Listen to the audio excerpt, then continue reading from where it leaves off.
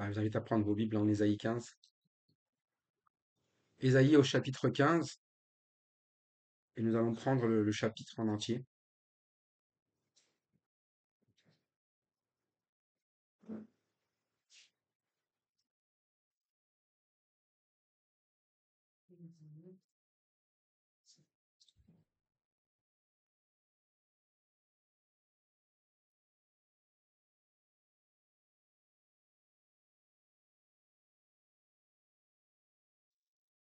Prendre,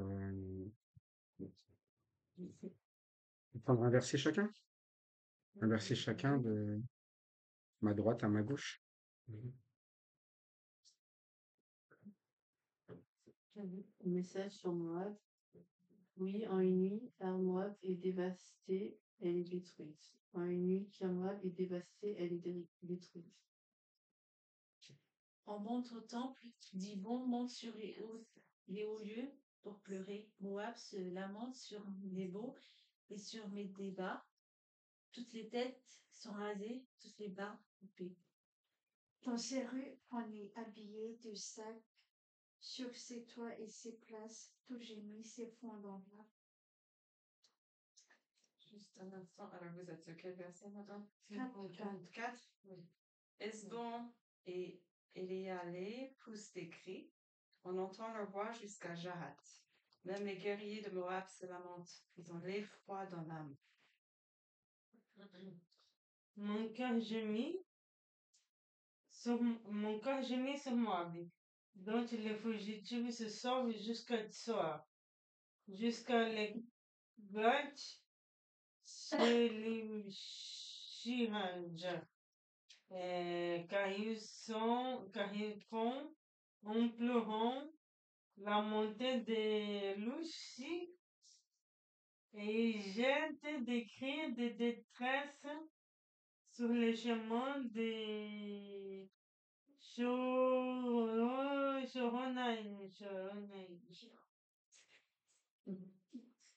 Parce que l'eau de Nimrim a entièrement disparu. L'herbe est sèche, le gazon est détruit, toute la verdure a disparu. C'est pourquoi ils rassemblent ce qui leur reste et transportent leurs biens de l'autre côté du temps des saules.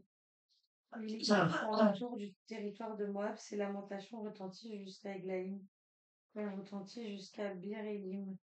Les eaux de Dimon sont pleines de sang. J'enverrai sur Dimon de nouveaux malheurs, un lion contre les réchappés de Moab, contre le reste du pays. Donc on a un autre message ici, un oracle que doit annoncer Ésaïe à Moab. Moab, c'est, on va dire, un cousin d'Israël, si on va dire comme cela. C'est un peuple proche. Vous savez que Moab, ce sont les enfants de Lot et d'une de ses filles. C'est ça leur descendance. Donc, c'est vraiment des personnes qui ont toujours habité à côté d'Israël, un peu les voisins, vous savez, les gens d'à côté, qui voient ce qui se passe et qui regardent, mais parfois on ne prend pas compte de ce qui se passe à côté, comme un avertissement. Et Moab, c'est un peu ça, c'est le voisin qui a euh, quelque chose auquel il ne s'y attend pas. Parfois on pense toujours que ça n'arrive que chez les autres.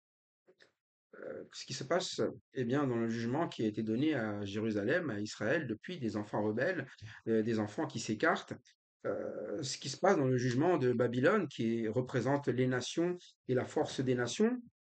En fait, Moab, ici, ce qu'il est en train de dire, c'est que en une nuit, elle est passée de un état où tout allait bien à un état où tout est quoi? Ravagé, dévasté.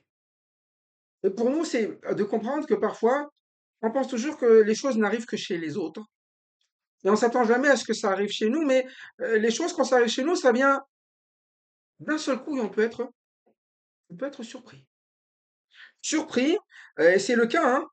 Il y a un Moab, il est dit Ar Moab, et Kir Moab. Ar Moab, c'est la cité, et Kir Moab, c'est la muraille. C'est-à-dire que c'est une ville qui est fortifiée, c'est une cité et une fortification, mais ça n'a pas empêché le problème d'arriver. Et parfois, c'est ça, nous pensons que ce que nous avons fait, ce que nous avons prévu, ce que nous avons mis en place ne va jamais changer, ne va jamais bouger. On a mis les murailles, on a notre cité, on n'aura pas de problème. Ok, les autres, c'est normal, parce qu'ils ont des problèmes les uns avec les autres. Les autres, c'est normal. Juda, Israël, oh, ils ont des problèmes entre eux. Mais nous, on est tranquille dans notre coin et on a notre temple. On fait les choses dans notre petit côté. On a nos villes qui sont là et il n'y a pas de souci. Mais là, il dit du jour au lendemain, ça va changer. C'est pour ça que lorsque la parole s'adresse à nous, c'est un message direct qui est adressé à moi, ici, qui est un avertissement. Ben oui, on doit être averti. Mais quand la parole s'applique aussi chez les autres, on doit aussi être averti. Souvent, on est comme ça, vous savez, c'est un peu comme quand on entend un message, et on entend le message, et on se dit, ah, c'est les autres, ça. Ou on pense toujours que les autres, eh bien, ils ont fait quelque chose pour en arriver là.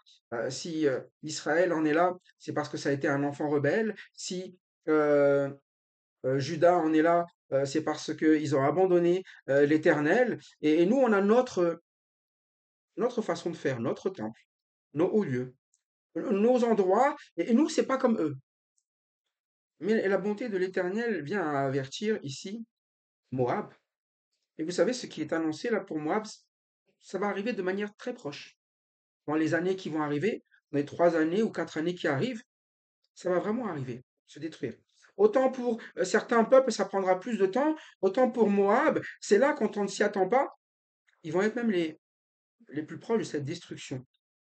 Et c'est pour ça que quand la parole de Dieu, nous l'entendons pour Israël, lorsque nous l'entendons, eh bien pour les églises qui sont dans la Bible, eh bien nous aussi on devrait être affectés.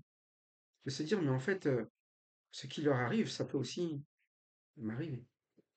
Ce qu'ils ont fait, est-ce que c'est pas aussi ce que je suis en train de faire? Qu'est-ce que l'on fait à Moab? Ben, au Moab, oui, on a un temple à Dibon, et sur le haut lieu, on a un endroit, mais maintenant, ces hauts lieux vont servir qu'à quoi? À pleurer. Ce qu'on appelle un haut lieu, c'est un endroit où on pratique le culte. Et souvent, eh bien, pour des cultes étrangers, c'était là où on faisait les idoles. C'est là qu'on leur donnait la louange. C'est là qu'on leur prêtait l'attention, eh bien, parce qu'on estimait que c'était sur ces endroits-là qu'ils devaient être élevés. Et ils avaient un temple, ils avaient ce haut lieu. Mais la seule chose qu'ils vivent dans ces endroits maintenant, c'est quoi? Normalement, c'est là que vous priez, vous savez, pour demander le secours. C'est là que vous dites à votre Dieu, il va vous délivrer et tout. Mais eux, ça servait à quoi maintenant, les hauts lieux? Pour pleurer. C'est qu'il n'y a même plus d'espérance. Il n'y a plus en quoi se confier. Il n'y a que des larmes. Il y a quoi? Des lamentations. Des lamentations sur les hauts lieux, des lamentations lorsqu'on monte au temple. Et ça, c'est le cas lorsque on ne s'attend pas à ce que quelque chose nous arrive. Même les endroits qui sont censés pour nous être des endroits salutaires deviennent des endroits où il n'y a même plus de solution. Et quand Ésaïe annonce l'oracle, en réalité, c'est un cadeau que Dieu fait. Un cadeau pour leur prévenir qu'ils ne soient pas surpris. Pourtant, malgré l'avertissement, ils seront quand même surpris. Et c'est ça la parole de Dieu, lorsqu'elle s'adresse à nous. Dieu nous fait un cadeau de nous faire connaître quelque chose pour que nous ne soyons pas surpris. Pour que nous comprenions que des situations surviennent et qu'il y a une raison pour lesquelles elles surviennent. Et que venir eh bien, vers ces hauts lieux quand le problème, nous n'avons pas veillé dessus, on va pleurer, c'est parce que nous avons refusé d'écouter au moment de l'avertissement. On a un adage qui dit il vaut mieux prévenir que guérir. Et nous, on a ce mauvais côté où on attend que tout aille mal avant d'aller demander que le Seigneur intervienne, d'aller demander à ce qu'on soit sauvé. Et là, on ne parle même pas du Seigneur, on dit des hauts lieux. Les hauts lieux, c'est pas forcément pour l'éternel, ça peut être pour des idoles. Et ces idoles-là ne vont pas répondre. Ils vont juste se lamenter sur cette montagne qui est Nebo, sur Médéba, sur les villes. Et comme vous pouvez le voir, ça se répandra de ville en ville. Il n'y aura pas un Moab, un endroit où quoi? S'abriter. Ça commence par Moab, la muraille, et on arrive même sur les montagnes, à Nebo, sur Médéba et des villes un peu plus proches. Et tous ces endroits-là, ce sont des endroits où il est dit toutes les têtes sont rasées, toutes les barbes sont coupées. C'est un signe de honte. C'est la honte. Grosso modo, vous serez honteux dans votre propre vie. Là où vous pensez qu'il n'y aura jamais de problème, c'est là où vous vivrez quoi? La honte. Alors, Lorsque nous ouvrons la parole de Dieu, lorsque nous regardons les jugements, eh bien, parfois on peut voir ça de manière historique. Ah, c'était Moab. Ah, c'était les autres. Mais on pose toujours la question, est-ce que Dieu ne nous avertit pas à un moment donné que s'écarter de sa parole, c'est un péché, et le péché mène toujours à quoi? Vous vous rappelez ce qu'il a dit à Adam? Si tu manges du fruit de cet arbre, certainement tu... C'était prévu, hein? Il l'a averti de la conséquence de ses actes et il lui a donné cette parole pour cela. Mais nous, c'est pareil. Dans notre vie personnelle, nous savons que si nous ne mettons pas Dieu en premier, si nous ne bâtissons pas notre vie sur le roc, une chose est sûre, c'est que la maison va s'écrouler. Et parfois, on avance en se disant, ça va, j'ai encore le temps, avant que la tempête n'arrive. Je ne sais pas si, même une tempête, lorsqu'elle vous prévient, vous n'êtes jamais prêt, hein. Je ne sais pas si vous avez connu dans les endroits où vous êtes des orages ou peut-être des typhons, peut-être des tornades. Quand elle vient, la seule chose, c'est trop tard. Maintenant, il faut quoi? Il faut faire.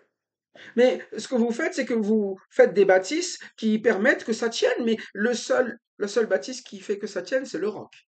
C'est Christ. C'est Dieu qui est notre abri, c'est Dieu qui tient toutes choses. Mais là, c'est le problème de Moab. Ils ont des hauts lieux, ils ont des idoles. Ils ne resteront que quoi? Une tête rasée, des barbes coupées. C'est ce qu'on appelle la honte. Des rues couvertes de sacs. Le sac, quand c'est couvert de sacs, on parle de deuil. C'est-à-dire que tout est mort. Et si on écoute cela, ça ne semble pas grand-chose, mais si on avait cette image-là devant les yeux, c'est catastrophique, hein. C'est ce qu'on appelle un endroit qui est chaotique. Et vous savez, la parole, lorsqu'elle annonce les choses dans notre vie, elle annonce des choses chaotiques parfois. Elle annonce à un moment donné que justement la maison peut être détruite. Elle annonce aussi que notre âme en lui-même peut être déchirée. Elle nous annonce aussi que la colère, l'amertume, toutes ces haines, elles sont capables de nuire à notre vie et de nous amener, nous qui pensions être élevés, à tomber directement où? Au sol. C'est ça le problème lorsqu'on se croit en sécurité sans l'Éternel. À un moment donné, quand la tempête vient, la preuve de notre sécurité sera vite enlevée. C'est pour ça que l'Éternel ne nous amène jamais à nous confier, ni en nous-mêmes, ni en des hommes. C'est pour ça que Israël a fait l'erreur, ou plutôt Juda par Akaz a fait l'erreur de se confier dans un homme, dans des hommes, dans la Syrie, dans leur puissance, dans leur force. Mais ici, c'est Moab. Moab, il a une confiance en lui-même. Tout va bien, j'ai une cité avec des murailles. Tout est prêt pour, eh bien, éviter tout problème. Et parfois, nous sommes comme cela, nous prévoyons les choses dans notre vie, on dit, mais c'est bon, j'ai déjà tout prévu. Et vous connaissez, les années passent, hein. Est-ce qu'il est possible que l'on perde tout du jour au lendemain? Est-ce qu'il y a des gens riches qui ont déjà tout perdu? Et moi, je vous pose toujours la question, qui vit la pire des choses? Un pauvre qui perd tout ce qu'il a ou un riche qui perd tout ce qu'il a? Qui est dans la pire situation? Pour quelle raison? Cette richesse était toute sa vie. Si vous avez un pauvre qui a 1 euro, il a perdu 1 euro, ça ne change pas grand-chose à sa vie, hein. Un petit peu quand même, il en avait besoin pour manger. C'est ça le problème de se confier dans des richesses, dans nos murailles. C'est que sans nos murailles, nous devenons tous quoi? Vulnérables. Vulnérables. Et quand nous sommes vulnérables, eh bien, nous ne savons même plus où nous tourner. Mais lorsque nous apprenons à nous confier en Dieu, nous savons toujours où nous tourner avant et après, pendant. C'est ça la différence. Mais ici, tout ce qu'ils vivent, c'est quoi? Sur les toits, dans les places. Tout est en train de quoi? Gémir. Tout est en train de fondre. Et ça, c'est les situations que l'on vit parfois où, vous savez, on est vraiment effondré. On est en larmes.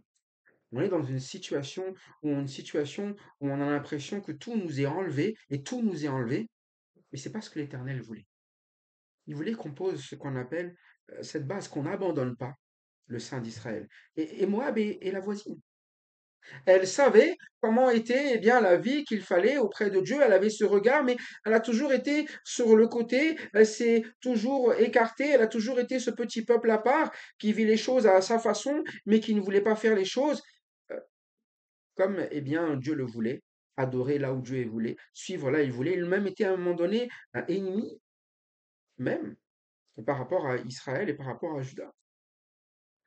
Mais c'est pour ça qu'il l'explique que tout ce qui va leur rester, Hesbon, Élaé, que des villes ici encore, tous des cris.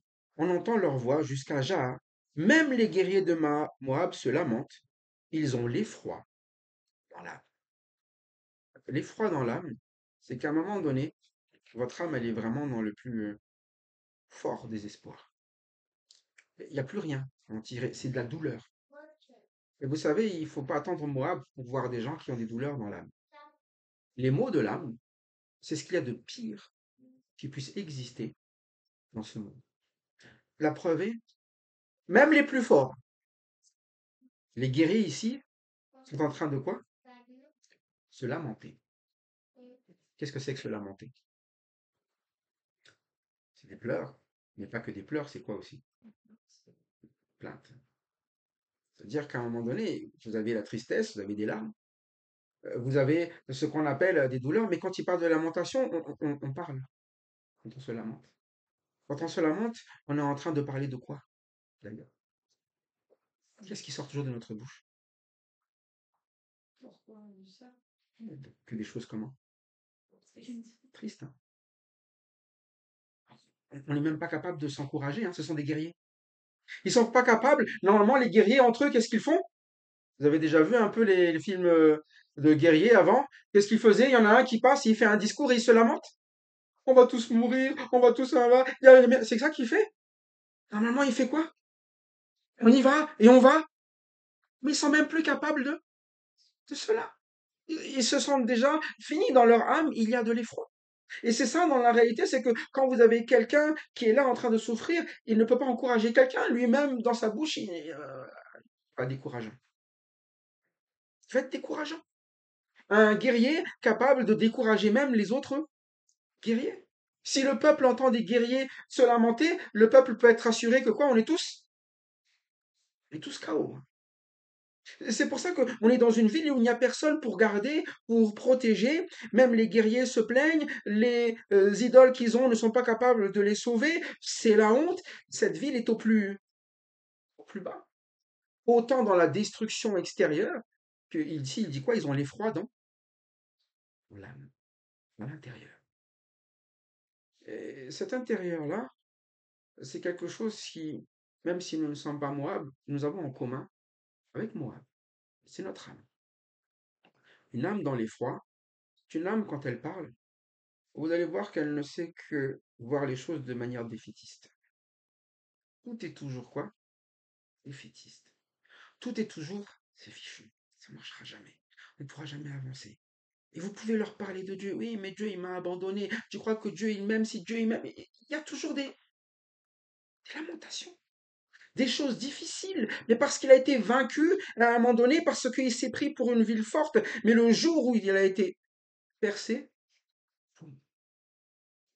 c'est pour ça qu'il faut faire attention non seulement aux deux. Lorsqu'on s'élève, faisons gaffe, parce qu'à un moment donné, nous risquons toujours d'être quoi? Mais l'abaissement, il sera pire encore. Plus on s'élève, plus c'est pire, hein. C'est comme le riche. Plus on devient riche, plus c'est difficile d'être pauvre. C'est pour ça qu'à un moment donné, nous devons faire attention eh bien, à la manière dont nous nous conduisons dès maintenant. Nous ne nous conduisons, nous, jamais comme des riches, nous nous conduisons toujours eh bien, comme des personnes qui sont humiliées et n'attendons pas d'être humiliées par la vie, mais nous nous humilions toujours devant Dieu.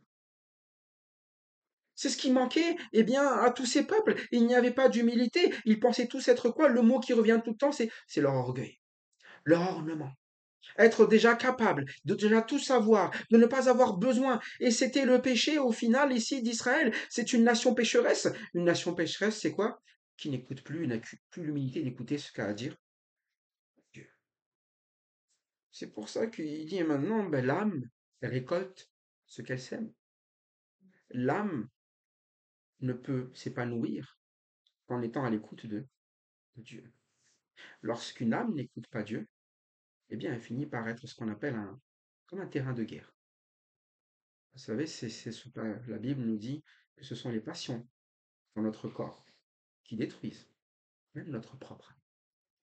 C'est-à-dire que nous devenons un terrain de guerre, un terrain où Dieu veut prendre les choses et nous sommes adultères, nous suivons d'autres choses.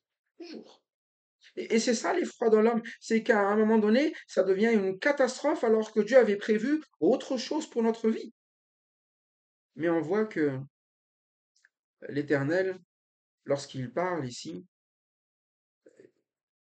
il n'est pas en train je dirais, se mettre en joie de ce qui arrive à Moab en disant, bah tiens, t'as pas écouté, tant pis pour toi, de toute façon, c'est ce que tu mérites. Il dit quand même, au verset 5, mon cœur gémit sur moi. Ça veut dire qu'à un moment donné, il y a une tristesse quand même, et bien de la part de Dieu sur ce qui arrive à Moab. Mais c'est le choix de Moab. Et parfois, c'est ça, lorsqu'on regarde le choix des personnes, eh bien, on ne devrait pas être en colère, on devrait d'abord être triste qu'il fasse un choix qui va être un choix qui veut le causer à quoi? Qui va le mener à sa perte. C'est pour ça que l'Éternel appelle un oracle sur Moab. Parce que il fait cet oracle-là pour dire quoi? Regarde ce qui va t'arriver. Regarde ce qui va t'arriver et même le jour où tu voudras fuir jusqu'à Tsoar, partout, ils vont le faire en quoi, il est dit? Et ils vont vivre quoi? En pleurant encore une fois, des cris de détresse sur le chemin, c'est-à-dire que vraiment, toutes ces fuites, tout ce qu'il a, tout le reste, il n'y aura jamais de moment de répit. Ils vont essayer de trouver des solutions, de s'en aller, fuir, partir, mais il y aura toujours ravage, ça va être desséché, ville par ville, sur tout le chemin où ils vont, il n'y aura nulle part où quoi? S'abriter. Et ça, c'est le souci, c'est que quand on ne veut pas écouter l'Éternel, on va chercher plein de solutions. Mais aucune de ces solutions-là ne va être bonne. Non. On pleurera partout, toujours en se lamentant, en vivant les choses terribles, l'effroi dans l'âme. Il y a une chose qui ne nous quitte jamais, vous pouvez changer de lieu, si votre âme elle est triste, elle le sera partout où vous serez. C'est pour ça que lorsque nous voulons investir dans plein de choses dans notre vie pour essayer de nous égayer, en fait, il fallait régler le problème qui permet d'être toujours dans la joie. Vous savez, parfois on dit quand ça va pas, et dit écoute, va, je te donne une solution. C'est ça de chercher dans toutes les villes. Écoute, change-toi les idées. Ok, va te changer les idées. Vous faites ça un soir. Le lendemain, c'est encore quoi? C'est encore pire. Le lendemain matin, catastrophe. C'est la même chose quand les gens sont là, tombent dans l'ivrognerie. C'est vrai, là, on essaie de boire, là, ça change l'idée. Et sur le coup, tu as l'impression d'être joyeux. Le lendemain matin, il y a ce qu'on appelle la descente. Et pire est là, la descente. Et puis, c'est là, on dit, tiens, je vais essayer de faire quelque chose qui va m'amuser pendant un temps. C'est bien, ça dure un temps, on peut passer une bonne semaine, une super semaine de vacances, si vous voulez. De retour de vacances, qu'est-ce qui se passe? On pleurera toujours. Mais c'est pour ça que l'Éternel ne nous donne pas des solutions en disant cherchez là, alimentez-vous de là, parce que le problème c'est qu'il faudra toujours ça, mais à la fin, ce sera toujours quoi? C'est pour ça qu'il veut résoudre le problème qui pose souci, cette âme qui est en effroi. De régler ce problème où il nous donne de l'assurance, combien même, eh bien, nous mourions, ce n'est pas la fuite qui nous sauvera, c'est l'Éternel. Combien même notre jour serait fini, il n'y a pas de quoi, eh bien, avoir des lamentations. Est-ce que vous avez vu Étienne se lamenter au jour de sa mort? Il ne s'est pas lamenté. Hein. Pourtant, il était en train de vivre la pire mort qu'il puisse avoir. Il n'était pas là en train d'essayer de fuir.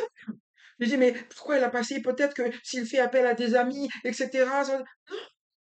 Il sait très bien ce qui va arriver. Il est dans les mains de l'Éternel. Même dans la pire situation où on a l'impression qu'il est censé vivre des ravages de sa bouche, on a l'impression que ce sont les autres qui sont en train de vivre des quoi? Des ravages. Il annonce la bonne nouvelle en plein milieu de son malheur. Mais à l'exemple de celui eh bien, qui, dans la pire position, était en train de penser à qui aussi? À nous. Dans son âme, il n'était pas en effroi.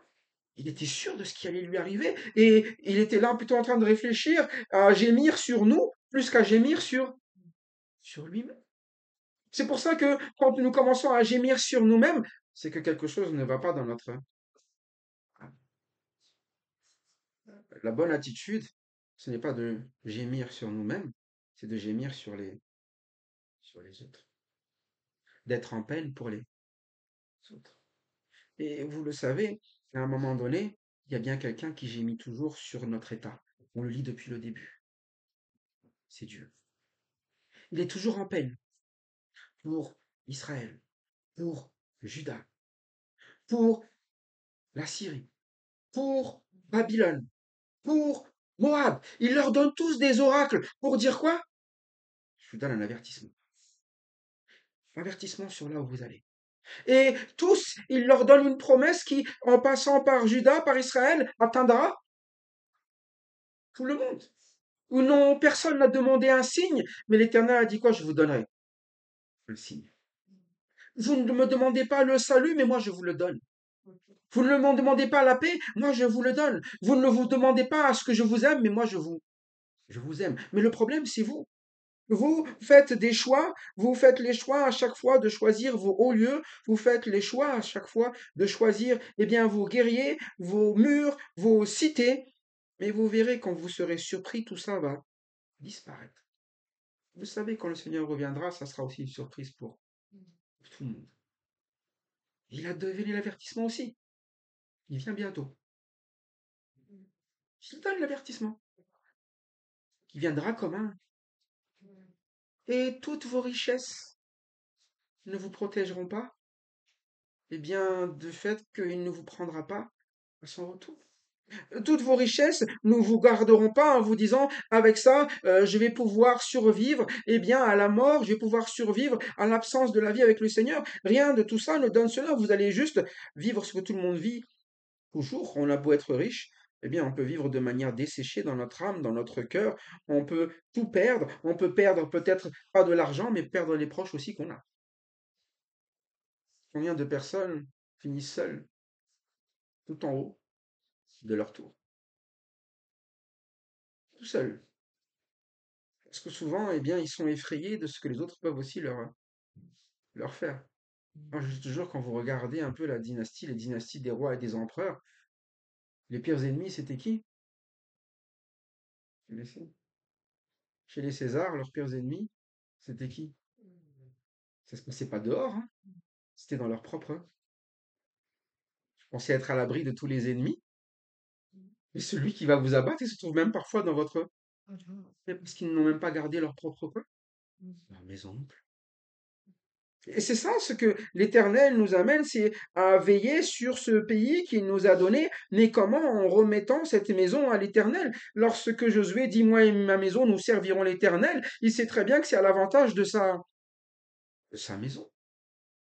Et c'est ça ce que ne fait pas Moab. Moab, ils se sont servis tout seuls, eh bien, dans leur haut lieu, ils ont leur temple, ils ont leur ville, tout est là, mais tout ça va être desséché, tout ça va être détruit, même l'herbe, eh bien, même les eaux feront des ravages, il n'y a plus rien à prendre.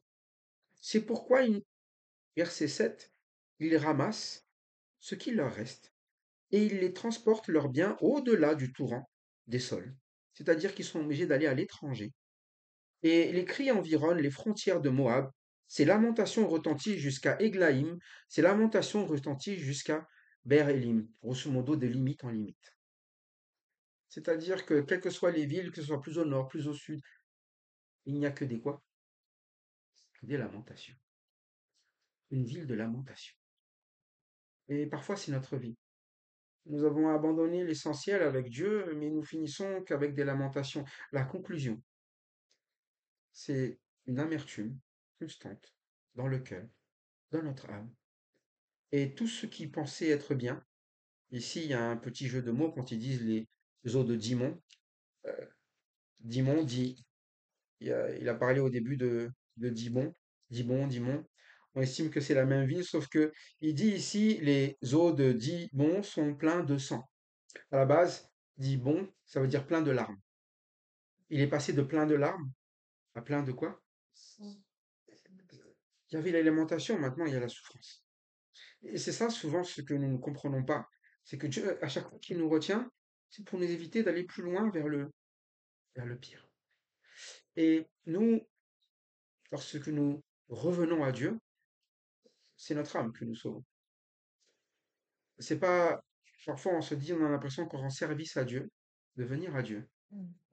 Moi, je le répète toujours, j'ai pas compris comment on peut rendre service à quelqu'un en lui ramenant des problèmes. Parce qu'en réalité, quand nous venons à Dieu, nous lui déposons tous nos quoi? Notre âme. C'est un vrai problème. On rend jamais service à quelqu'un en lui ramenant des problèmes. Vous êtes en train de lui donner encore plus de... Mais lui, il dit, il appelle parce que ce qu'il veut, c'est régler le problème. C'est pour ça que vous savez, quand Jésus-Christ est venu, il n'est pas venu en guerrier. Il n'est pas venu avec l'épée à la main et en étant assis sur le trône d'Israël et aller combattre tous les peuples voisins. Il a amené le combat pour le monde entier, le combat qui règle le problème de l'âme. Le problème de l'âme, il vient de notre péché. Ce péché qui est toujours à vouloir agir sans Dieu et n'étant capable que de faire des choses qui sont désagréables à Dieu, certes, mais je rappelle toujours, c'est désagréable à Dieu parce que c'est mal. Le péché, Dieu n'aime pas parce qu'il y a une raison. Parfois, nous disons, oui, Dieu n'aime pas le péché. Il dit, mais pourquoi? Ben, parce que c'est mal. Mais pourquoi? Ben, parce que c'est péché. Je dis, mais il y a une conséquence au péché. C'est mal parce que ça détruit. Ça détruit l'âme, ça détruit les hommes, et ce n'est pas la volonté de Dieu. Il y a une vraie raison. C'est pour ça qu'on ne va pas appeler péché quelque chose qui n'a rien à voir avec cela, mais ce qui est péché, c'est vraiment ce qui est en train de détruire chacun, ce qui met l'effroi dans l'âme. Et c'est pour ça qu'à un moment donné, ça se change en sang, il ne veut pas que ça arrive cela. Et il y aura encore des malheurs, et même s'ils veulent s'échapper, ils seront même poursuivis par des quoi ici? Il n'y a pas de solution autre. Ils veulent s'enfuir, il n'y a rien qui passe. Dans cet endroit-là, c'est un peu comme, vous savez, vous êtes dans l'impasse. Vous connaissez ça? Parfois, on a ce sentiment, parfois, qu'on est dans une impasse et qu'on n'arrivera plus à s'en sortir. Ça m'est déjà arrivé. Je me dis réellement, c'est mort. Et à un moment donné, j'ai dû apprendre à me dire quand même, c'est mort, sauf qu'il y a une chose que j'ai jamais fait. Clairement. Il faut peut-être juste que j'écoute et que je fasse juste ce que Dieu me dit. Et étonnamment, j'ai oublié même que j'étais dans une impasse. Il y a un chemin qui n'existait pas à mes yeux, mais que Dieu a donné, c'est ça Christ. C'est le chemin que Dieu nous donne. Et le chemin, la vérité et la vie. C'est-à-dire qu'il n'y avait pas d'autre chemin pour venir au Père, pour vivre la vie que le Père a voulu nous donner. Mais si nous croyons en Christ, nous vivons Christ comme notre chemin, il n'y a jamais de raison pour que la promesse ne s'accomplisse pas. Autant l'avertissement s'accomplit, autant la promesse aussi s'accomplit. Alors à nous de plutôt bien, réfléchir à la promesse de Dieu envers nous. Il a promis quand même que celui qui le suit, il ne perdra pas, en tout cas, la vie avec Dieu, mais celui qui veut garder sa vie la perdra. Nos murailles, nous perdrons. Nos villes fortifiées, nous perdrons. Nos petits abris, nous perdrons. Mais suivre le Seigneur, au contraire. C'est ça qui va nous amener à quoi? Eh bien, à voir notre âme non seulement être délivrée une fois pour toutes du péché lorsque nous avons cru en Christ, mais vous savez, le salut de l'âme, c'est ce qu'on appelle aussi la sanctification, c'est d'avoir une âme qui prospère et non pas d'avoir une âme qui se détruit. Si donc nous avons cru en Christ comme notre Sauveur, si nous avons fait le choix de le faire de lui notre roc et de le laisser nous diriger pour le salut de notre âme, eh bien que nous soyons reconnaissants pour cela. Si ce n'est pas le cas, eh bien c'est toujours l'occasion. Ne prenez pas cet avertissement pour les autres. Cet avertissement, il est pour nous d'abord, et que le Seigneur donc nous convainque toujours d'être avec lui, et que nous ne détournions pas nos regards de sa parole. À Dieu la gloire en Christ. Amen.